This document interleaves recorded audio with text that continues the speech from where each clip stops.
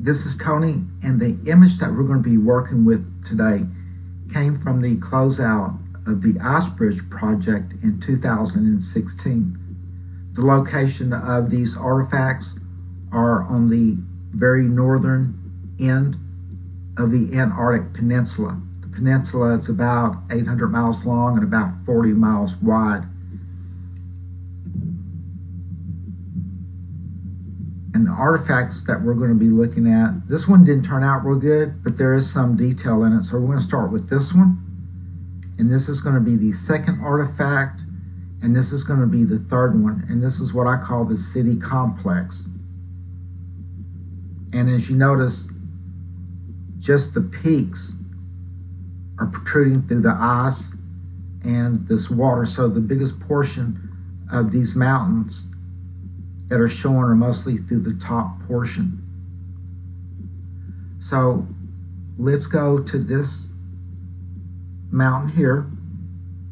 I'm going to be making some adjustments while we're doing this so we can get the imagery to show a little bit more detail.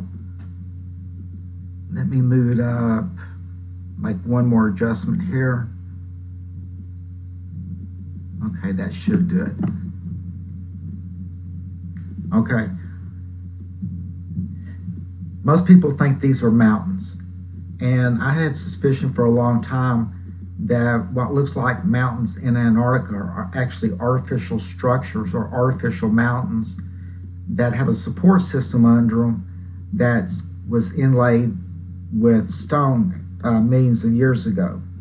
And actually, I never could prove that, but I think I have a little bit more information that pushes that theory a little bit further forward. Now, as you notice, this is hollow in here. There's a lot of hollow spots. If you look right here, you can see where this is kind of folded in and dips in towards this hollow spot. And that's probably because the frame that is supporting all this weight is probably deteriorated to a point where it cannot withstand that much pressure or weight from the exterior stone. Now, if you look through here, there's a megalithic wall here, and there's one here.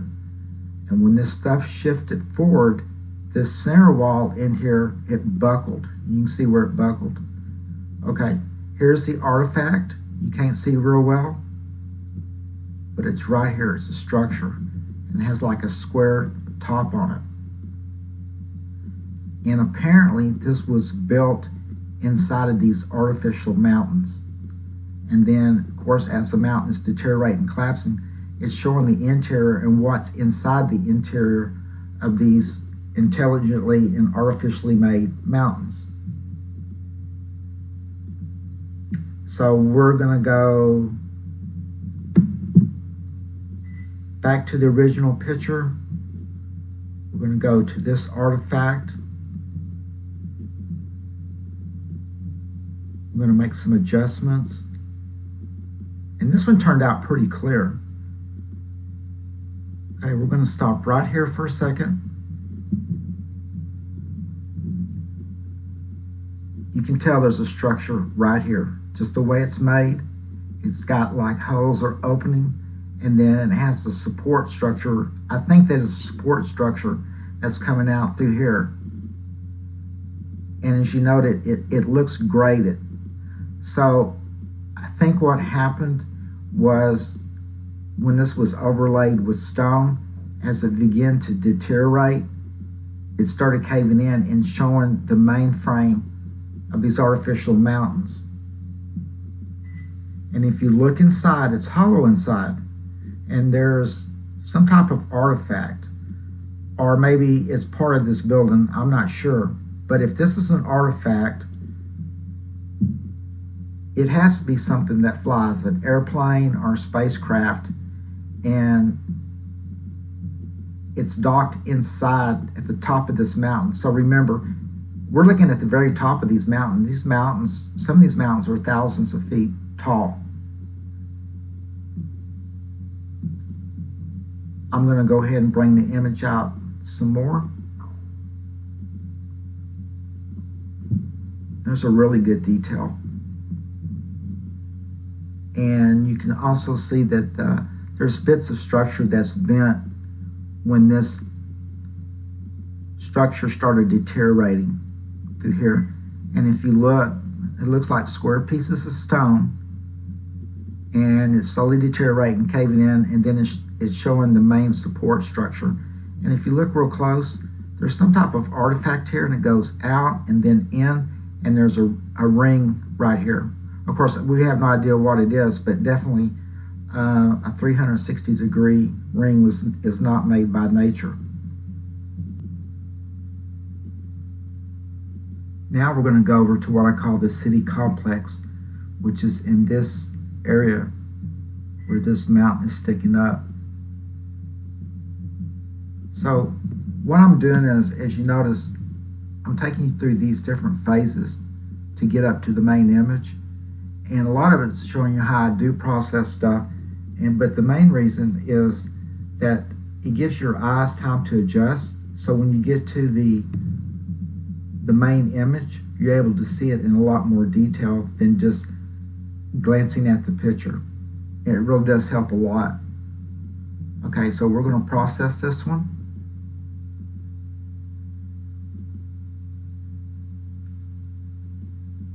In this city complex, it's about, from the distance, I can only guess it's probably 5 miles wide and 1,000 foot tall.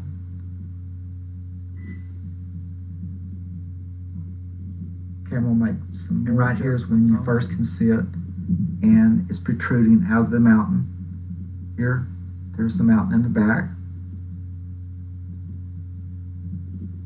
And there's some type of artifact here on the support legs in this area. I'm going to clean it up and bring it in closer. Okay, we're going to stop here for a minute. Now you can see the detail in it, especially in this gray, black, and white. You can see this artifact here again.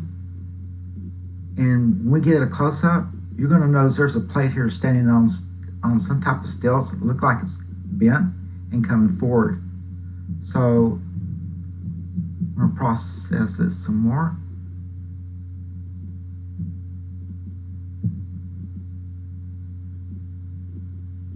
And there's the close-up. And then now you can see it.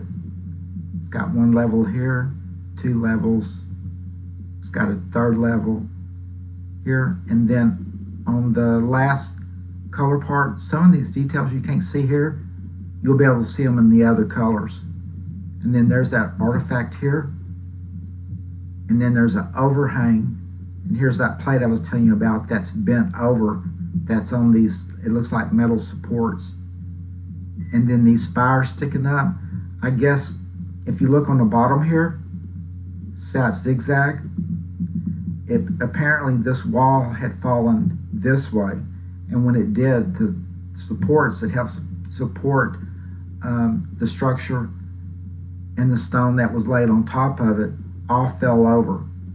And this is the remaining parts of the structure that held that. And like I said, this is at least 5 miles long, and it's got to be at least 1,000 foot tall.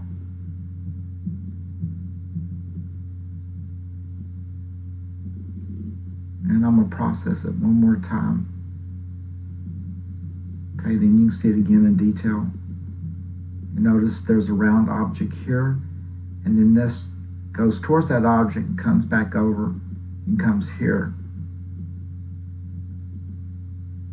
Now, right here, this kind of blends in together, but if you look, and look how it's bent, it looks like when this wall fell this way, and these supports or whatever this plate is, metal or whatever, fell over on it going the same direction. And of course, here's some type of deteriorated, there's a disc right here, something deteriorated, but there's no way of telling with the way these pictures have been obfuscated.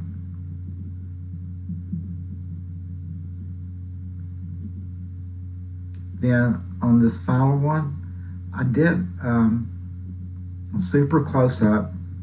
I knew I wouldn't get very much detail, but it gives you a chance to see how this structure was built. And here's that piece on top that wasn't visible. Now it's visible. And then there's something on top of it and something that sticks up right here. I think probably these are some of the best images that I've done in a while. And these images are very revealing on what's going on in Antarctica and actually what are in those mountains that covers all those regions. Okay, everybody, thanks for watching. I appreciate it.